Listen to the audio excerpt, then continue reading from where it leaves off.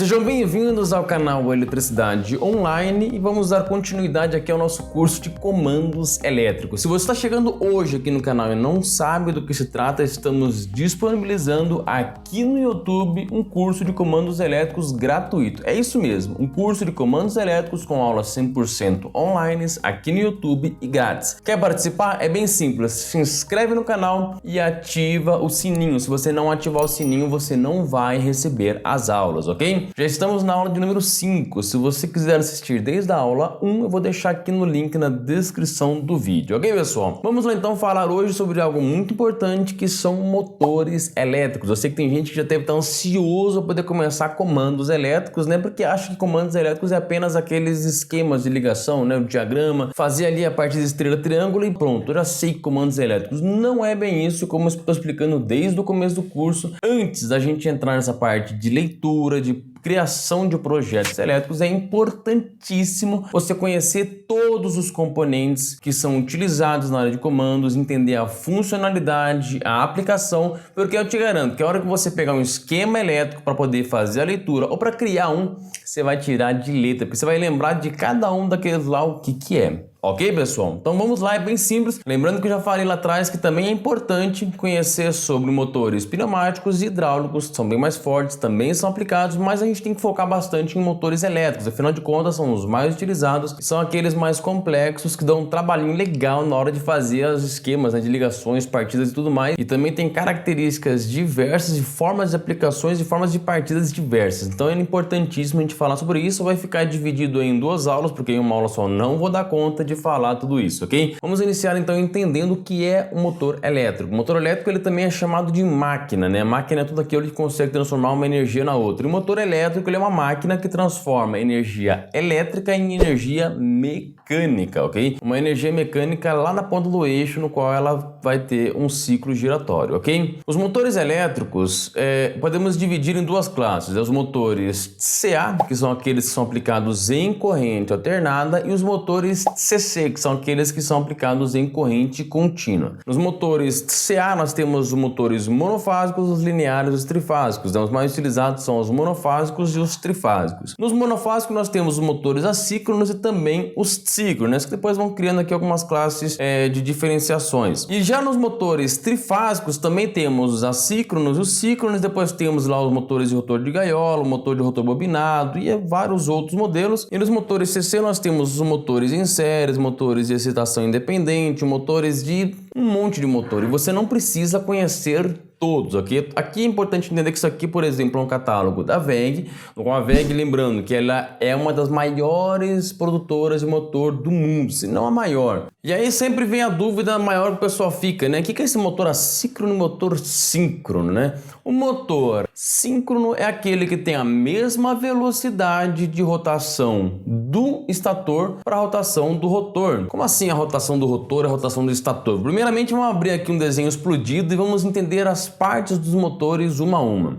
Então nós temos aqui, por exemplo, um estator e o rotor, ok? Ou seja, o estator é aquele onde vai ter um campo magnético no qual o rotor ele vai girar dentro desse campo magnético gerado pelo estator, ok? Esse estator ele é fixado dentro de uma carcaça e é importante a gente entender e conhecer parte a parte disso aqui do motor, tá ok? Mas por que eu preciso conhecer isso se eu não vou trabalhar montando e desmontando o motor? Gente, vai por mim. É importante sim, você que quer trabalhar nessa área, você que quer conhecer essa área, entender exatamente. Vai ter situações que se você não tiver esse conhecimento lá de fazer um pequeno reparo, fazer uma troca rápida, você realmente vai acabar sendo descartado no mercado de trabalho. Vai por mim, tá ok? Então vamos começar aqui então entendendo, como eu falei para vocês, o estator e do rotor. O estator ele é responsável por manter esse campo magnético. E aí é que gera essa diferença entre o motor assíncrono e o motor síncrono que eu falei lá no começo. O motor síncrono, ok? O próprio nome já diz síncrono, né? Ou seja, sincronia. A mesma velocidade de giro do estator é a mesma velocidade de giro que você vai ter no rotor. Mas como assim? O estator não é fixo, né? Ele não está lá acoplado, fixado na carcaça do motor? Sim.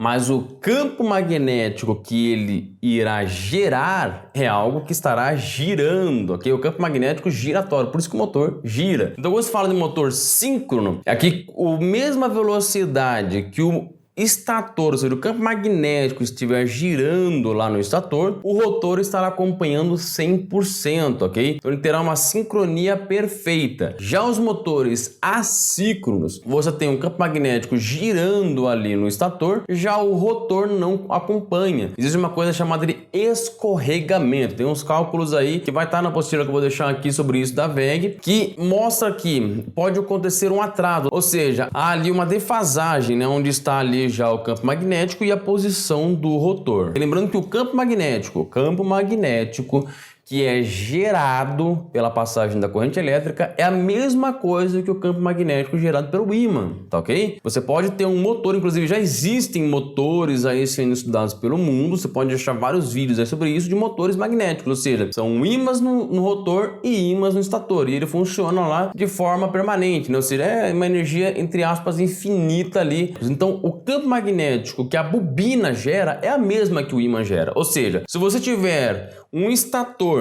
com as bobinas, ou seja, vai passar a corrente elétrica, ele vai gerar um campo magnético e você tem um ímã, né? Ou seja, ela vai estar no polo positivo e o ímã no polo negativo, ela vai se repelir e vai fazer com que o motor se movimente. A gente vai explicar bem isso daí na próxima aula. O estator ali no momento está no polo negativo e o rotor ali, o ímã, está na posição do polo positivo, ele vai se retrair e fazer com que o motor se movimente, ok? E assim vai ocorrendo essas mudanças de forma que o motor consegue se rotacionar ali em altíssima velocidade. Na próxima aula vamos abrir isso daí e detalhar bem explicado, ok, pessoal? A outra parte aqui do motor, né, que é essa caixa de ligação, é nessa caixa de ligação onde vão sair aquelas pontas do motor, né? Muita gente aí tem pavor quando pega um motor aí de 6 pontas, 9 pontas, 12 pontas de ligação, né? Na próxima aula a gente vai explicar sobre isso aí detalhadamente, ok? Essa caixa de ligação é responsável por armazenar o fechamento, né? Igual aquela caixinha que fica lá na parede, lá onde você, por exemplo, ligou o chuveiro, põe um borne e tampa ela lá dentro, ok? Essa caixa de ligação, juntamente com a tampa da caixa de ligação, ela também vai variar conforme o local nesse motor é instalado, ok? Lembra que eu falei lá atrás sobre os graus de isolação? Pois é, cada um ele tem um grau de isolação diferente. Normalmente os motores monofásicos eles têm um grau de isolação muito baixo, né? Você acaba vendo vários motores monofásicos ali com o estator até às vezes aparente, né? Ou seja, se ficar um ponto com muita água, ele pode acabar recebendo uma umidade muito grande e danificar. Já os motores trifásicos, que são mais para uso industrial, normalmente eles costumam ser bem mais blindados, tendo inclusive motores que são aplicados em áreas explosivas. Lembra que eu falei lá atrás sobre as classificações de áreas explosivas, onde tem concentração de gases? Pois é, tem motores que têm uma isolação tão perfeita que podem ser aplicadas em algumas áreas, não dentro daquela área onde tem maior concentração de gases, mas nas áreas mais externas, e ainda assim tem que ser motores apropriados, ok? Então essa caixa de ligação também é importantíssima, inclusive vai fazer manutenção, abriu a caixa, tinha uma isolação, tinha os 4 parafusos, fecha de novo. A gente já cansei de ver eletricista que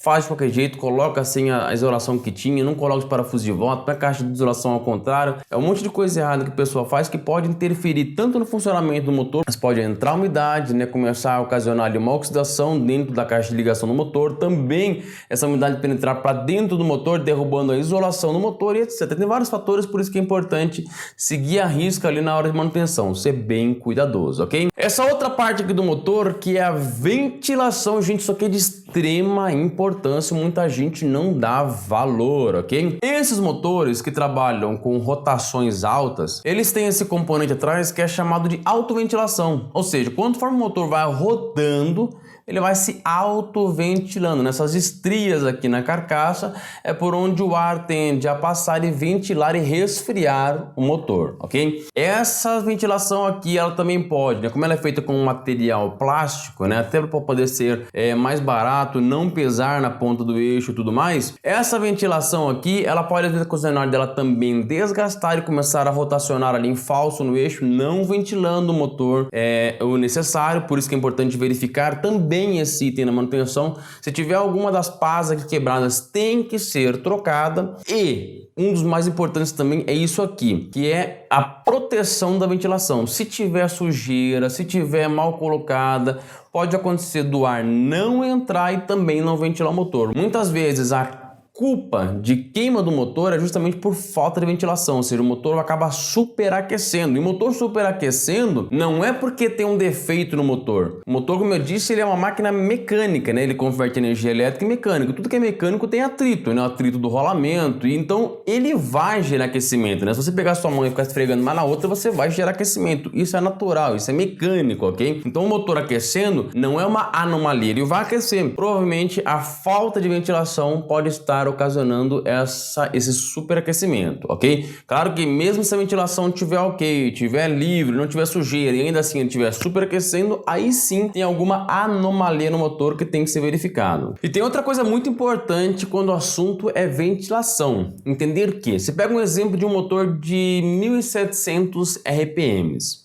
Ele é calculado para que ele ventile, ou seja, até as pás ali da ventilação são calculadas para que haja ventilação suficiente trabalhando a 1700 RPMs. Digamos que você aplicou um inversor de frequência para que ele trabalhe com uma rotação menor, abaixo daqueles 1700, vai trabalhar ali com 1200, 1000. O que pode acontecer? A ventilação pode começar a se tornar insuficiente, ok, pessoal? Então, muito cuidado quando forem aplicar inversores de frequência e simplesmente reduzirem ali a rotação do motor. Você pode ocasionar uma insuficiência e queimar o motor por falta de ventilação, ok? Para isso, a gente tem uma solução que é chamada de ventilação forçada, tá ok? Você pode utilizar eles acoplado ali atrás da tampa do motor. Existem já também tampas que já vêm com essa ventilação forçada. E, por exemplo, os motores de corrente contínua, né, no qual eles têm aquelas escovas, né, que a gente vai falar sobre isso, no qual elas têm atrito constante ali no eixo do motor. Essas escovas, elas aquecem demais, ou seja, os motores de corrente contínua têm a tendência de aquecer muito mais do que o motor de corrente alternada. Eles já têm ali acoplado uma ventilação forçada. Normalmente isso costuma aumentar e muito o tamanho do motor. Os motores de corrente contínua já são bem maiores e às vezes acaba aumentando muito mais por causa dessa ventilação forçada. Os motores de corrente alternada, que tem ali a autoventilação dele, às vezes é necessário sim aplicar essa ventilação, não só reduzindo a ventilação, às vezes também se o ambiente for muito quente, também às vezes é necessário acrescentar essa ventilação no motor, ok, pessoal? Então são dicas aí e é importantíssimo serem observadas, ok? Os rolamentos são outro fator de extrema importância nos motores, ok? Esses rolamentos não pode ser colocando qualquer um não. Cada motor tem o seu rolamento específico, né? Primeiramente por causa do diâmetro interno e o diâmetro externo. Também tem a diferença de velocidade que é aplicada a esse motor. Para cada velocidade é um tipo de rolamento a ser aplicado. Também uma graxa adequada, porque tem algumas graxas que são para altas temperaturas, e também a forma de blindagem do rolamento. Alguns rolamentos que trabalham com alta temperatura, uma velocidade muito alta, eles precisam ser engraxados frequentemente, tanto que o motor vai ter lá um bico para você poder engatar lá na engraxadeira e conseguir colocar graxa nesse motor. E periodicamente também tem que ser feita uma limpeza nessa graxa, uma troca realmente total daquela graxa e colocar uma graxa nova, ok? Então são pontos importantes. Se você for trabalhar com manutenção, você tem que saber e tem que conhecer disso, ok, pessoal? Outra parte do motor que é importantíssimo também de você conhecer são as flanges, tá ok? O que é flange? Flange é para ter ali um acoplamento. Então, por exemplo, tem motores que não tem flange na tampa e ele é fixado simplesmente pelos pés, ou seja, você faz ali os 4 furos, você consegue fixar o motor, ok? Tem motores que precisam ser acoplados pela tampa, então para isso existem as flanges. Esse aqui é um exemplo de uma flange FF, no qual ela vai acoplar o motor, por exemplo, a uma bomba de água. Você pode tanto fixar o motor apenas pela flange e ele sequer ter peso, ou pode ser fixado por ambos, né? Principalmente motores muito pesados, você acopla ele a bomba com a flange e ele também tem os pés para poder apoiar a fixação, ok? Temos também as flanges tipo C, que são muito utilizadas para o acoplamento de redutores, ok? Muita gente aí, quando se fala de reduzir a velocidade, só pensa no inversor de frequência, né? Então é importante lembrar que existem os redutores. Tem vários tipos de redutores que podem reduzir a velocidade 5 vezes, 10 vezes, 2 vezes e assim por diante, ok? Ou seja, se você tem um motor de 3.400 RPM, você quer reduzir para 500 RPM, para 200 RPM, você pode simplesmente acoplar ali um redutor e resolver esse problema simples, ok? Lembrando que o redutor também ajuda bastante no aumento de torque na ponta do eixo, ok? Você ganha bastante torque também aplicando um redutor. Às vezes você precisa aplicar bastante força. Lembra que eu falei sobre os motores hidráulicos? Eles têm bastante força. Quando você acopla um redutor no seu motor, você também consegue aplicar muito mais torque ali, porque você está reduzindo a velocidade, ok? E você aplicando um redutor na ponta do motor, você não vai reduzir a velocidade do motor. O motor vai continuar rodando com a mesma velocidade original dele, se autoventilando o suficiente e você vai ter uma velocidade muito reduzida na ponta do seu eixo. Tá ok, pessoal? Então, eu espero que você tenha gostado aí, se inscreva no canal, deixa o seu like, seu joinha aqui, tem acesso às apostilas, às aulas exclusivas, se torne membro aqui do canal. Próxima aula agora que vai sair logo logo, a gente vai explicar realmente como é que funciona o motor.